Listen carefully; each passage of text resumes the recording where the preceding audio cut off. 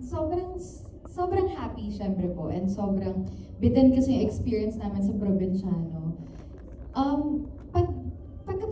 Kapag ka-eksena yung isang megastar, sobrang lalamunin ka ng emosyon on and off cam because sobrang generous na as a person and as an actress. So parang napaka-bless ko po na mapasama lagi sa casting ng lahat generous. Dahil more than anything, sa sobrang hiyain ko, hindi po ako makatanggap ng papuri ng ako as a person. Kasi lagi ko po sinasabi, hindi ko magagawa ang isang bagay nang wala ang bawat isa. From directors, actors, the writers, and everybody hanggang sa off-cam, mga boys, kasi sila yung minsan, pag nabibigatan na ako sa mga eksena, sila yung kabiruan ko para lang huminga ng konti. So parang ang lagi ko lang po sinasabi ko, ano man yung nakikita ng tao sa akin, hindi ako yun lang. Maraming factor ang tao. So with Miss Megastar, hindi ako nahihirapan kasi makita ko pa lang yung mata niya, talagang bubuhos na yung emosyon. And malalaman nyo sa story kapag napanood nyo kung bakit ko sinabing napaka-generous. Kasi umabot sa punto pong hindi ko na kailangan din mag-motivate. Tignan ko lang siya, iiyak na ako. Kasi ganun siya ka-generous as a person. So napaka-swerte ko lang po talaga.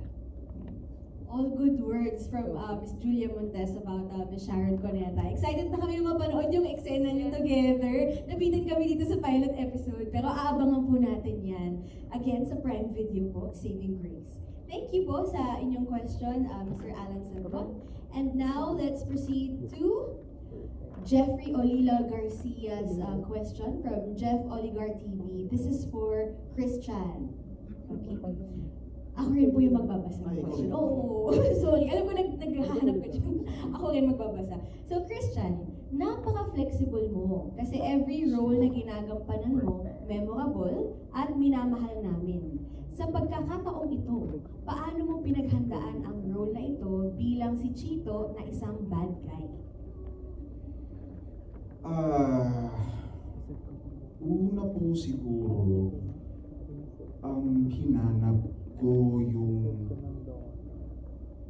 tao, yung puso kay Chito. Kasi hindi, ako po kasi naniniwala ko, hindi, ang isang tao, hindi siya pinanganak na may sungay na.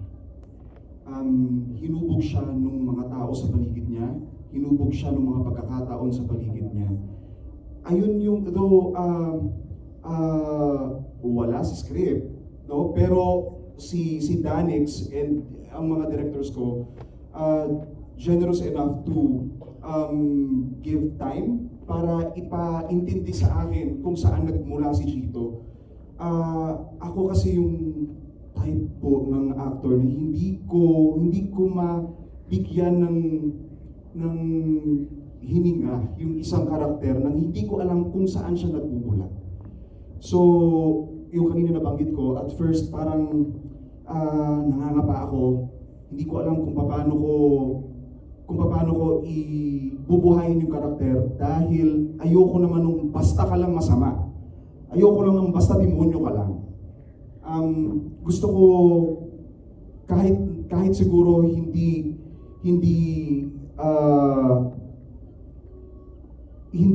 klaro kung ano yung pinagmula ni Chito, gusto kong makita yun sa mga mata ko siguro. Sa bawat eksenang ibinibigay ko. Yeah. And just like any other characters na ginagawa ko, prayers talaga na makabalik ako sa sarili ko. Oo, kasi when I portray a character, binibigay ko kasi talaga yung buong ako. Which is minsan nakakatakot, pero wala, mahal ko itong ginagawa ko eh. Ganun katindi yung preparation, nasamahan na ng prayers. Oo, lagi naman. Oo. Prayers talaga. Before and after kung gumawa ng isang eksena, laging prayers. Lalo na sa characters, yung sabi niya nga ni Jenica kanina, emotionally draining talaga and mentally, no? O, iba yung effect. Thank you so much, Christian. And now, for Sir Eric Fructuoso, the Gupings, nakasama natin ngayon, yes. Hello po, pinapanood ko po kayo. Ay, nakakakilig. Okay. So, Sir Eric, this question is for you. Ano ba ang dapat abangan sa character mo? Ano ba yung magiging papel mo sa buhay ni Grace? Parang sagot ni Samto, maraming spoiler alert. Pero yung character mo ni Oscar Jimenez, yung Lalapa, siya yung police na mag-investigate sa lahat ito. So hanggang doon lang muna pwede ko sabihin. Tsaka, kwapo si Oscar dito. So, Paano yung pinaghandaan yun, Sir Eric? Bale, wala ng preparation. Hindi, syempre, naligo muna. Naligo pa, di ba? So, maganda yung, at first kasi, nung sinabi sa akin na police yung role, okay, police. Tapos, nung nakausap ko na si Direk FM, nung nagbasa na ako ng script, sa 30 plus years kong nagtatrabaho, nagbasa na talaga ako. Hindi, syempre, di ba, trabaho lang, pero this time, kin-explain sa akin nila direct na yung karakter mo, ikaw yung pinaka, lahat ng sagot na hihintay ng audience magagaling sa'yo. So doon ako na parang talaga, nung binasa ko na, oo nga. Oo nga, kailangan mo na ayusin. So, ayun, pero this time, dahil alam ko magaling naman ako artista, pero then this time nag-surrender ako. Direct, guide niyo ako. Direct kung ano yung dapat kong gawin. Hindi ako magmamahal ng tinuturuan niyo ako. Kahit sa cast, lalo na kay Christian, para nag-i-excel na kami, nag-uusap muna kami, pinag-uusapan mo namin, paano mo gusto? Paano natin gagawin to? Anong energy mo hanggang saan tayo? Para mag-in sync. Kasi minsan sa mga iba, it's usually magaling hindi naman masyado, hindi pumapantay yung eksena. So kami, kung mataas tayo, kung mababa tayo. Ganun kami mag-usap, tsaka nag-aalalayan talaga kami. So I'm very proud of this show na to. Looking forward talaga na mapanood. Ayun lang po, maraming salamat. And thank you sa lahat. Ay, additional info dun kay Eric. Outnumbered kasi dahil puro mothers nasa kwento. He carries the story of the fathers. So, maraming tatay yung makaka-identify sa kanya. Ngayon mo lang nalaman, Eric. Correct? Ako na nagbasa, ha? Alam ko naman yun. I was paying attention naman. Nagbasa naman ako na script. Ang cute. Pero yun nga, no, hindi lang bale yung creatives or team behind it yung nag-extra mile. Kahit ang actors natin, kita natin ngayon, di ba? May mga iba silang ginagawa sa mga usual nilang ginagawa sa ibang projects. Dito may extra mile, may pag-uusap sa anong atake natin dito, di ba? Ang ganda maganda. May prayers din, oo, di ba? Ang ganda malaman itong mga behind the scenes na kwento. Thank you po for being generous with your answers. Okay, ito naman for Elise! Hi, Elise! Hello to everybody sa ating press friends. Alam ko medyo mahaba ang afternoon and gabi natin, but thank you all for being here.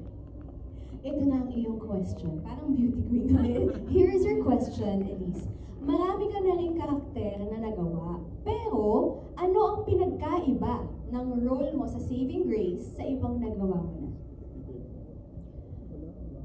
I think every role na natatanggap ko recently, mas nakaka-connect ako sa kanila. Mas natutuwa ako actually kasi mas nagiging mature yung, in a sense na hindi kailangan magpakita ng, skin. More skin doesn't mean more mature roles. So natutuwa lang ako kasi nabibigyan ako ng role na hindi kailangan ganun, pero makikita mo na nagmamature yung bawat character na binibigay sa akin. Which, laking pasasalamat ko din syempre. Yun nga kay Sir Deo, Dreamscape, because ever since sila yung nagtitiwala. And ayun, masasabi ko lang sa kay Jessica, mas dito ko nakakonect sa isang character. Dito ko naramdaman yung all kinds of emotions, and actually sa personal kong sa sarili ko, mas meron akong na-discover sa sarili ko dahil ginawa ko tong character na to. Well, mukha talagang naging mind-blowing and life-changing ang Saving Grace para sa lahat ng ating cast members. So we're very, very happy to see that, and we can't wait to meet your character, Elise, in the episodes to come. Alright, now we're down to our last 4 questions. Maraming salamat sa lahat po na nag-send ng inyong questions. This one is coming from Chad of Manila Feed, and this is for Miss Julia